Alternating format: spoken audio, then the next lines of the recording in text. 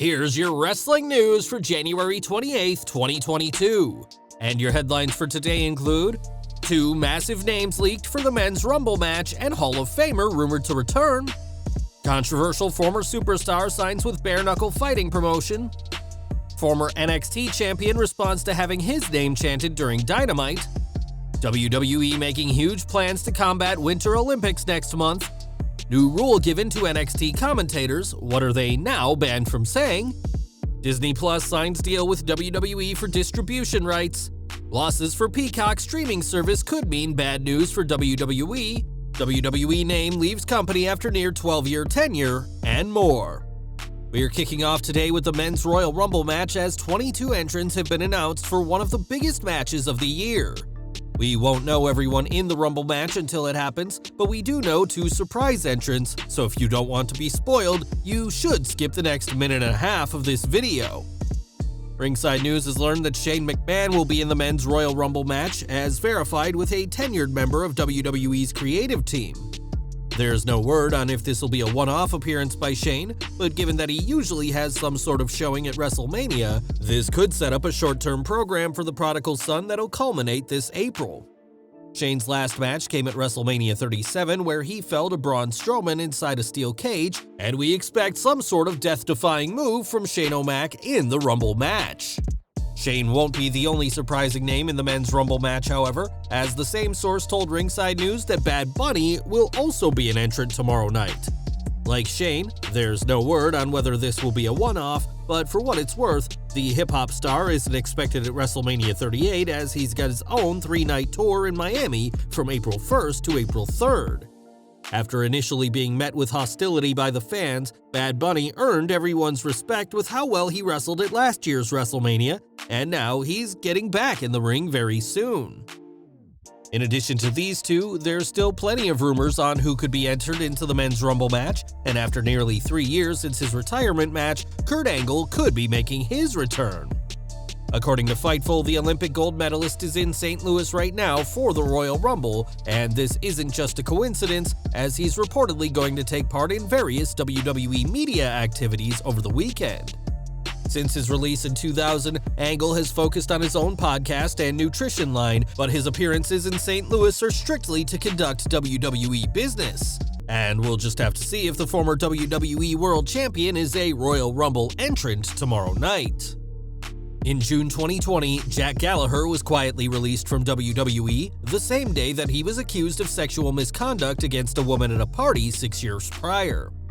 In a statement later that year, Gallagher said that he did not recall the isolated incident, but apologized for any wrongdoing, and now has found a new profession outside pro wrestling. In a statement on Facebook, Bare Knuckle Fighting Championship, a fight promotion based in the UK, has announced that Gallagher has signed with them and will be making his debut later this year. Before becoming a wrestler, Gallagher was an amateur MMA fighter and is undefeated with 2 submission victories to his name, and will be looking to keep that streak alive when he gets back in the cage. AEW news now as this week's Beach Break edition of Dynamite aired from Cleveland, Ohio, and while Danhausen made his debut this week, there was someone else the Cleveland audience wanted to see. Throughout the show, there were loud chants of Johnny Wrestling, referring to Johnny Gargano, who left WWE NXT last month, reportedly with no non-compete clause to his name. These chants were hard to ignore, and on Twitter, Gargano responded, saying it means a lot to him that fans want to see him back, and promised to make it up to those fans who miss him as soon as possible. Gargano, a Cleveland native, has said that he's waiting until the birth of his child next month before he appears for any other company, but after this week's Dynamite, it's clear that the AEW faithful want to see him on Dynamite. Back to WWE as next month, the company will be forced to reshuffle NXT 2.0 thanks to the upcoming Winter Olympics that'll run from February 4th to February 20th.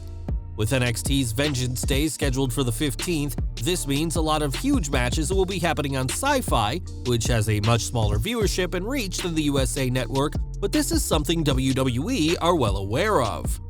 On Wrestling Observer Radio, Dave Meltzer said how despite a smaller reach, WWE is pushing some huge matches for during their run on Sci-Fi in order to combat the number of viewers they'll lose to the Olympics. Meltzer did say that when he first saw Vengeance Day be announced, he questioned why WWE wouldn't wait a week until after the Olympics, but the company wants to give something big for fans to tune into Sci-Fi to see. So far, the only matches we know will happen is Carmelo Hayes versus Cameron Grimes for the North American title and the finals of the Men's Dusty Tag Team Classic, but expect plenty more big matches to be announced in WWE's war with the Olympics. NXT 2.0 may have plenty of plans, but they also have to conform to the rules of Vince McMahon, who controls what is said and not said on his programming.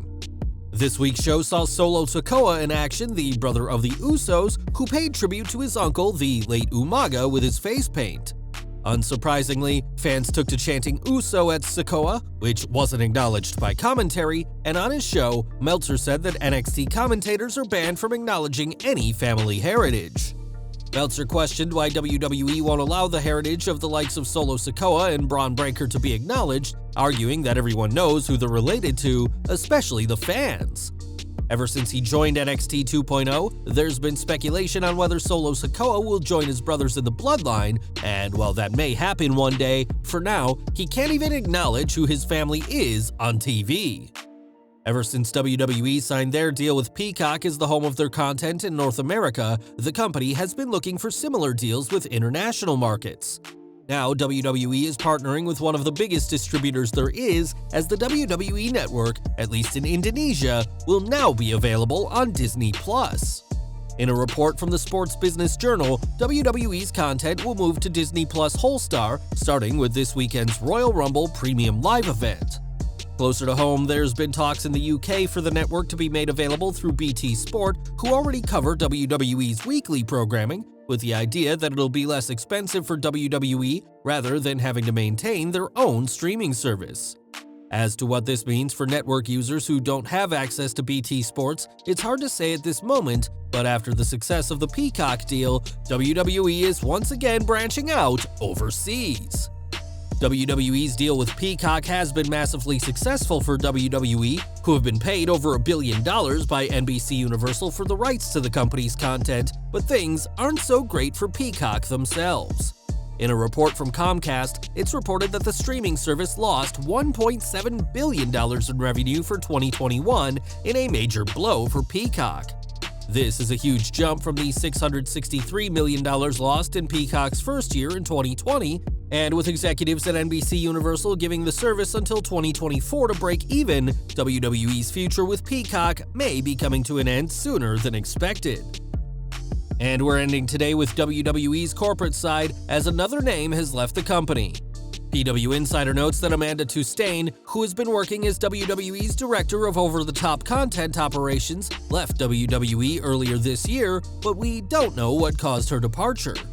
Joining WWE in February 2010, Tustein had many roles within WWE and at one point was responsible for talent scouting, both for the Performance Center and other roles within WWE, but now she'll have to find work outside of Vince McMahon's wrestling empire.